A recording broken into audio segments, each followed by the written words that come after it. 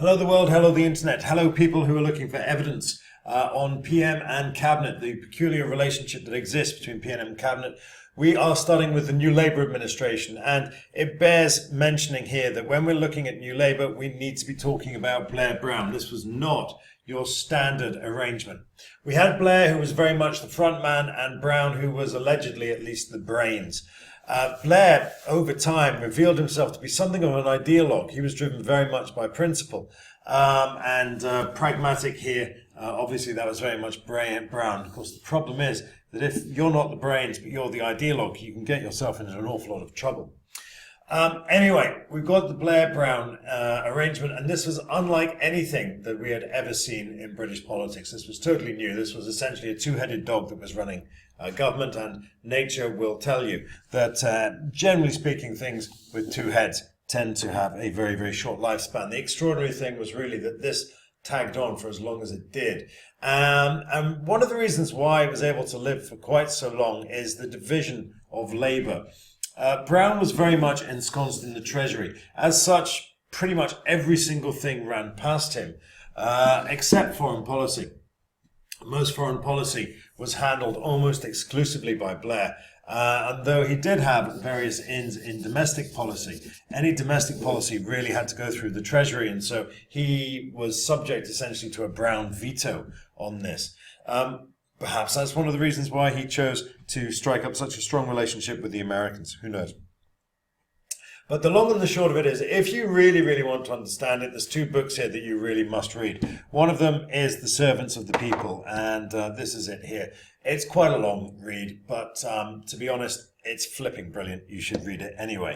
The other is the sequel to that, which is The End of the Party, and here that one comes. These are both Rawnsley. He's an outstanding writer. His level of access is unsurpassed. There are other books that'll give you a slightly different picture and spin on things. But frankly, if you read anything by Rawnsley, and he writes every week in The Observer, you can't be going too wrong. Let's have a look then at the evidence blank and see what it tells us about Blair and Brown. Now, the independence of the Bank of England, this was announced without prior knowledge of the Cabinet, and this was very much a Blair-Brown decision. This was part of the deal, really. He wanted to build, Brown that is, so he wanted to build credible economic policy, and one of the first ways he decided of doing so was to give the Bank of England its independence. Up to that point, interest rates had been essentially political variables. Now he could make it entirely independent, thereby establishing economic credibility. The Millennium Dome had an awful lot less to do with credibility. In fact, it was really stupid. But this again was a Blair-Brown decision. They took it on as their sort of sweetener. This was going to be their version of the party. So Blair and Brown, both of them instrumental in the Bank of England decision, both of them instrumental in the Dome decision. The Iraq War, on the other hand, partially because it was more driven by foreign policy, had much more to do with Blair. We can see that our chum there, Gordon, he is pretty much relegated to the background because this was, by and large, a foreign policy decision. As such, it was more driven by Blair than it was Brown. In fact, it's kind of subject to some discussion how much of the discussion involved Brown. We'll be finding that out when we get Chilcot, or at least so the theory goes.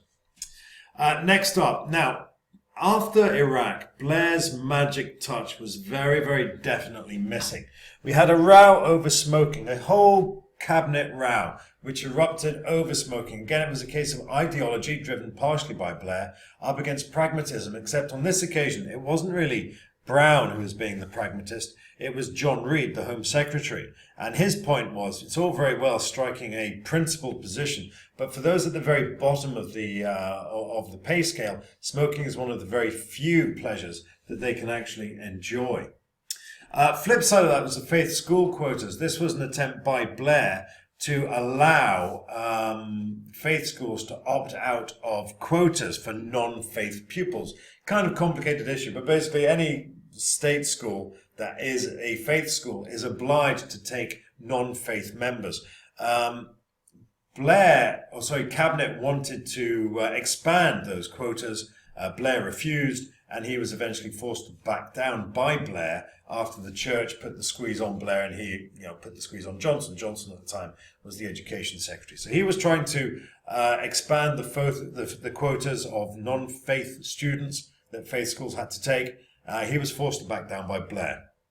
And of course, all of this happened in the full glare of publicity. And what we saw here was the way in which people were less tolerant of Blair and his presidential ways, I think, here. Moving on, and this was perhaps the last one. This was the Catholic adoption exemption. It was, again, along religious lines.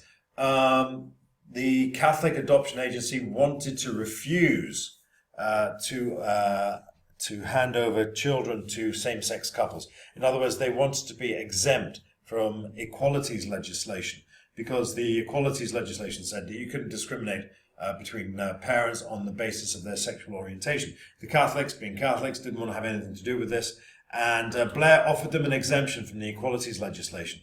At this point, the cabinet and party said enough is enough, and even though this was very definitely a Blair policy, they went mental.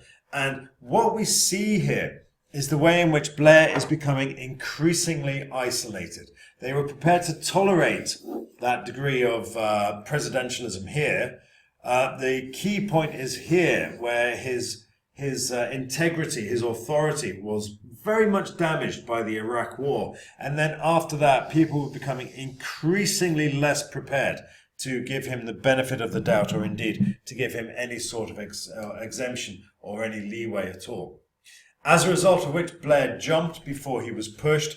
Bear in mind that while all of this was happening, this man here was becoming increasingly unmanageable and increasingly recalcitrant. He was stuck in the Treasury fuming, constantly briefing against Blair, constantly pouring poison in the ear of anyone who would mention. And so he was to a large extent just hollowing out the ground from underneath Blair and making life as difficult as he possibly could. Of course, while Brown was making life difficult for Blair, Blair wasn't really helping himself at all. And at the same time, the business of Iraq, which was very much Tony's war, was becoming harder and harder to ignore. Or rather, the chaos in Iraq was becoming harder and harder to ignore and to explain away. And so what we see here is the hollowing out of Blair's authority. And rather disappointingly, while he was still clapped out of the House of Commons, which is, for me, definitely the low point of British democracy in the last 40 years. Nevertheless, he went at a time of his own choosing, but he was minutes away, I think, from being pushed. Unfortunately, what that did was it handed over power to Gordon Brown, and by that time, Gordon Brown was simply not in a fit state to exercise it. Particularly not to try to heal the divisions that Blairism and indeed that Blair had created, I suppose, and that Brown had then worked increasingly open. There wasn't a political scab there that Brown hadn't at some point taken the scab off. So that was the TBGBs as they came to be known. Let's have a look at the evidence bank on Cameron. Now, all of this is drawn from the coalition government, largely because we haven't really had a chance to get any sort of clear evidence on the post-2015 Cameron government yet. What we do know is that there were certain issues that proved very, very divisive within the Conservative administration. So within the coalition administration. And where you have big cabinet rows, that probably means that people are making decisions. People are running into opposition, so they must have a sort of sense of purpose.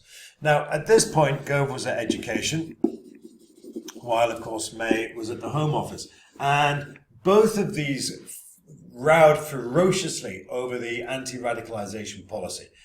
They both wanted in on it, but they also both wanted other people to take responsibility for the difficult bits. And the funny thing here was that while Gove was driving education policy out, he was managing to annoy virtually everybody in education.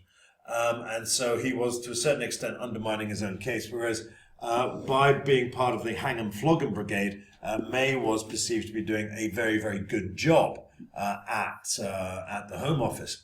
So everyone needs the prefect telling people to pick up their socks and do stuff. And so eventually, when it came to one or the other, Cameron sided with May. Even though Gove probably closer to his ideological set, same ideological page, and all of that stuff as we were looking at, as we were considering previously. Here's another well-publicized rift. This is between IDS and Osborne. These two do not get on. And, well, you can see there what was going on. And it's still going on now. There's still a degree of tension between IDS and Osborne. We will see how far they go. And then within the coalition itself, there was all sorts of rows here. Immigration, bedroom tax, drugs, voting reform. In fact, the interesting thing is, while the coalition was ongoing, I was pretty convinced that the Lib Dems weren't doing very much at all. But of course, as soon as they left, we saw a raft of policy moves on many of these particular issues. And that served really, I think, to demonstrate exactly how much of an impact they did have on the coalition government. But there were certainly within that, as I've said, areas of discord, and there are but a few for you to consider.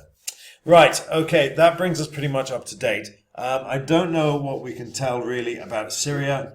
I don't really know what we can tell about tax credits.